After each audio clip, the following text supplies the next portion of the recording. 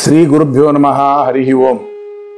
ಚಿತ್ರೈ ಪದೈಶ್ಚ ಗಂಭೀರೈ ವಾಕ್ಯೈರ್ಮಾನೈರಖಂಡಿತೈ ಗುರುಭಾವಂ ವ್ಯಂಜಯಂತಿ ಭಾತಿಶ್ರೀ ಜೈತೀರ್ಥವಾಕ್ ದುರ್ವಾದಿದ್ವಾಂತರವೇ ವೈಷ್ಣವೇಂದಿ ವರೇಂದವೇ ಶ್ರೀ ರಾಘವೇಂದ್ರ ಗುರವೇ ನಮೋ ಅತ್ಯಂತ ದಯಾಳವೇ.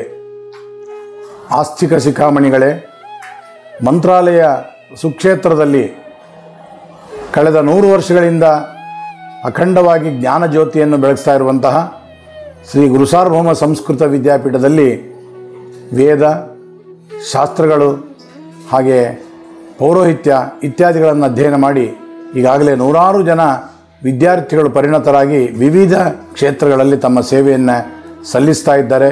ಇದೆಲ್ಲವೂ ತಮ್ಮ ಗಮನಕ್ಕೆ ಬಂದಿರುವಂಥ ವಿಚಾರ.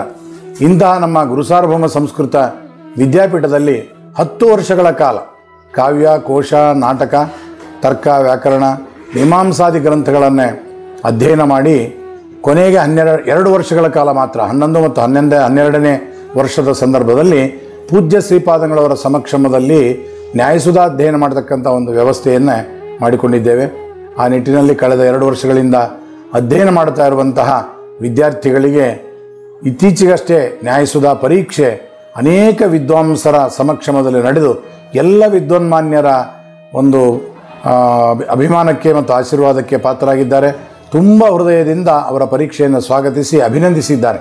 ಅಂತಹ ವಿದ್ಯಾರ್ಥಿಗಳ ನ್ಯಾಯಸುಧಾ ಮಂಗಳ ಮಹೋತ್ಸವವನ್ನೇ ಇದೇ ನಮ್ಮ ಮಾರ್ಚ್ 23, 24 ಫಾಲ್ಗುಣ ಮಾಸದ ಕೃಷ್ಣ ಪಕ್ಷದ ನವಮಿ ಮತ್ತು ದಶಮಿ ಭಾನುವಾರ ಮತ್ತು ಸೋಮವಾರ ಈ 2 ದಿನಗಳಲ್ಲಿ ನಡೆಯುವಂಥದ್ದಾಗುತ್ತೆ.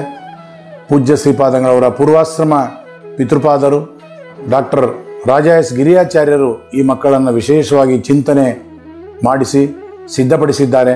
ಅಂತಹ ವಿದ್ಯಾರ್ಥಿಗಳ ಒಂದು ಸುಧಾಮಂಗಳ ಮಹೋತ್ಸವ ಮಂತ್ರಾಲಯ ಸುಕ್ಷೇತ್ರದಲ್ಲಿ ಗುರುರಾಜರ ಬೃಂದಾವನ ಸನ್ನಿಧಾನದಲ್ಲಿ ನಡೀತಾ ಇದೆ.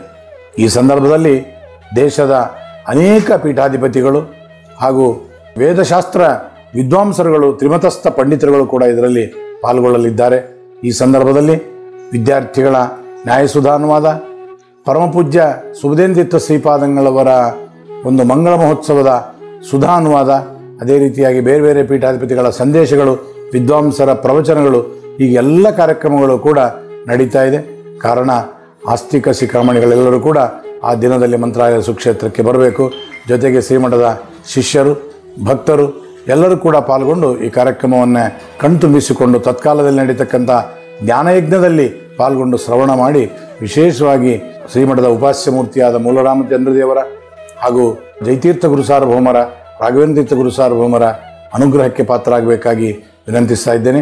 ಈಗೋ ನಿಮಗೆಲ್ಲರಿಗೂ ಕೂಡ ಹೃತ್ಪೂರ್ವಕವಾದ ಆದರದ ಸ್ವಾಗತ. ಎಲ್ಲರೂ ಮಂತ್ರಾಲಯಕ್ಕೆ ಬನ್ನಿ, ಸುಧಾ ಮಂಗಳ ಮಹೋತ್ಸವದಲ್ಲಿ ಪಾಲ್ಗೊಳ್ಳಿ. ನಮಸ್ಕಾರ.